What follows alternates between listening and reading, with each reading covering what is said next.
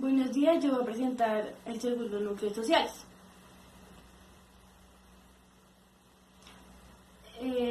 La Primera Guerra Mundial, en su Tratado de Versalles, dice que Alemania debía pagar a Europa todos los daños que ocasionó, y para poder pagarle hizo que hubiese una crisis, y esa crisis hizo que se formaran las ideologías, y ellas fueron las que iniciaron la Segunda Guerra Mundial. Cuando termina, lo que hace este tratado es, como consecuencia, por culpa de este, es que estalla la Segunda Guerra Mundial.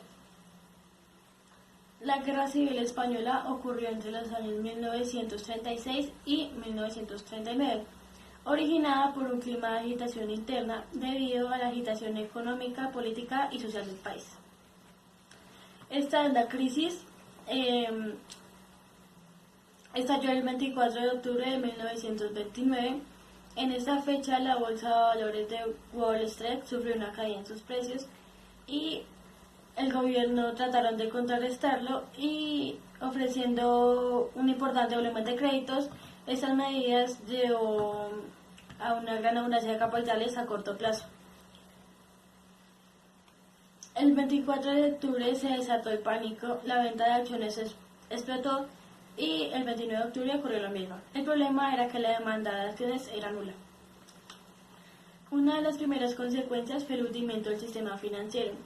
Entre 1929 y 1932, los bancos se declararon en suspensión de pagos y esta caída de los precios afectó al sector agrario y el descenso de esta actividad provocó el hundimiento del desempleo. ¿Dónde ocurrió? Ocurrió en Nueva York en 1929. Sus etapas fueron una respuesta y una excepción. Una respuesta fue la devaluación del dólar. 4 meses después el sistema se reestructuró y planteó la recuperación de las rentas campesinas y en 3 años el ingreso se duplicó. Una excepción cuando la crisis de una política era más consciente. Esto llevó a que los países tomaran una actitud basada en que el Estado asumiera toda la economía. Sin embargo, los intentos de recuperar la crisis fueron a proteger a los empresarios. La Segunda Guerra Mundial. El 1 de septiembre de 1939, Alemania invadió Polonia. Hitler planificó incorrectamente la respuesta occidental, ya que 2 días después, Francia y el Reino Unido le declararon la guerra, dando inicio a la Segunda Guerra Mundial en Europa. El 17 de septiembre, la Unión Soviética invadió Polonia desde el este. La guerra se desarrolló entre 1939 y 1945. En esta se vieron replicadas la mayor parte de las naciones del mundo.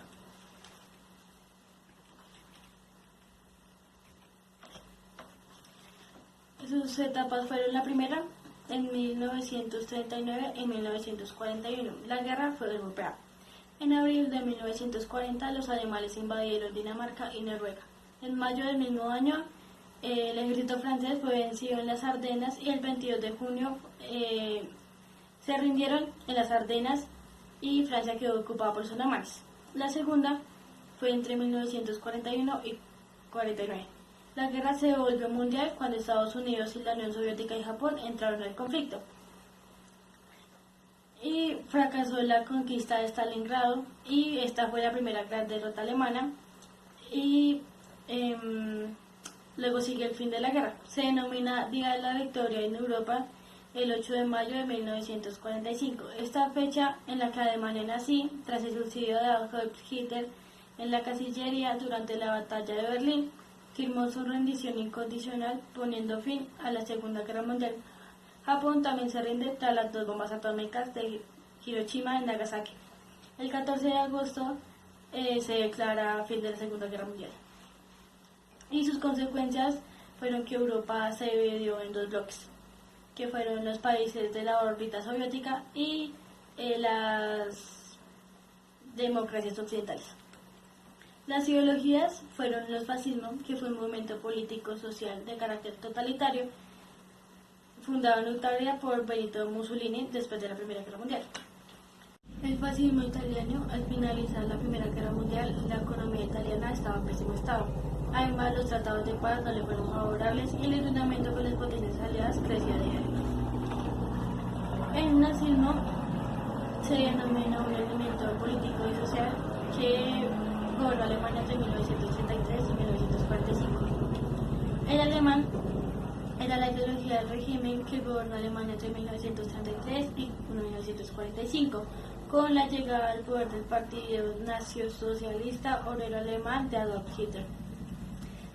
Este instituyó una dictadura y autoproclamó el Tercer Reich. Mientras tanto, en América, las reformas moderadas fueron un cambio planificado por una actividad por conveniencia en el sistema moderado, a una reversión a un estado original o anterior del mismo.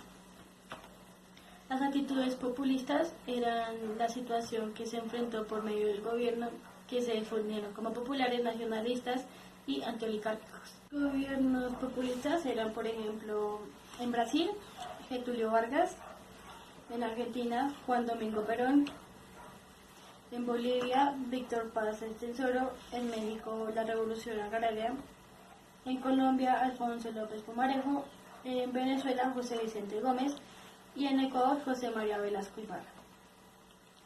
El perfil de los dictadores surgieron de los ejércitos constituidos por Estados Unidos para defender sus intereses económicos en el Caribe.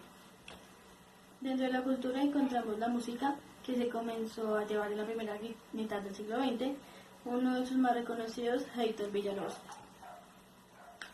En las artes se destaca el fenómeno de la pintura muralista mexicana y establece la estética de la revolución. Uno de los representantes, José Guadalupe Posada. En la literatura encontramos la novela, que fueron novelas sociales que iniciaron la revolución. Por ejemplo, su representante, Mariana Sola. Dentro de la poesía se especializa la femenina, que alcanzó un alto nivel de calidad. Por ejemplo, la señora Gabriela Mistral. El indigenismo era la reivindicación del indígena y del negro, y su representante, César Vallejo. La agitación social fue la falta de representación de la clase trabajadora como movimiento social. Esto lo llevará a organizarse de una manera autónoma y en estos movimientos vieron una forma de régimen conservador. En Colombia existieron unas obras y otras reformas. A este periodo se le denominó el Frente Nacional. Este fue una coalición pactada en Colombia entre los liberales y los conservadores, que se mantuvo vigente entre 1958 y 1974. También se refiere al periodo histórico de estos años. El principal objetivo era la reorganización del país luego del periodo presidencial del general Gustavo Rojas Pinilla. Durante 16 años el Partido Conservador se alternaron y se repartieron en partes iguales los estados y los cargos públicos. Durante el gobierno de Rincón Raya se impulsó la reconstrucción de carreteras que estaban muy desconectadas entre sí. La reforma de Alfonso López Pumarejo, ofreció al conservatismo 3 ministerios y no aceptó, y en consecuencia fueron ocupados por los liberales. La reforma constitucional fue poder intentar cambios determinantes en el fundamento del país, porque estaba afectada por la coalición del Partido Conservador, al cual publicó comunicados en los que se representaba si era aprobada la reforma, estaba llevada la revolución. La reforma social tenía que ver con los planteamientos de orden social, motivo por el cual desde el comienzo de este gobierno intervino activamente en los conflictos laborales. La reforma en la educación se centró más en la formación de los educadores y hizo énfasis en los alumnos. Y la tributaria fue donde el gobierno aumentó las tarifas para aquellas personas que tenían las rentas altas. Los diferentes gobiernos. En el gobierno de Eduardo Santos fue los liberales que se oponían al gobierno de López, lo que marcaron un nuevo a la candidatura de Olaya Herrera para 1938 y 1948.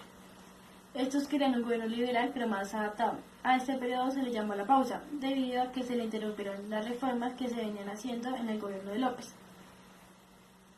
Esto llevó a Santos a adoptar una política perfeccionista y ya. En el gobierno de Alfonso López Pumarejo se le llamó la posesión, que significó que los cargos públicos pasaran a ser totalmente ocupados por los liberales, y este trajo muchos conflictos. Sin embargo, en agosto de 1939, Jorge Eliezer Gaitán había fundado la Unión Nacional de Izquierdas Revolucionarias, UNIR, como alternativa popular a los partidos tradicionales. Sin embargo, coincidió con el gobierno de López, quien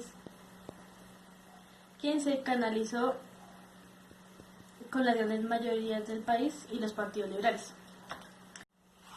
En el gobierno de Lleras Camargo fue en agosto de 1945 que asumió como presidente de la República en reemplazo de López. Conformó con los gobiernos de Ecuador y Venezuela la flota mercante Gran Colombiana y se adhirió al acuerdo que creó el Fondo Monetario Internacional.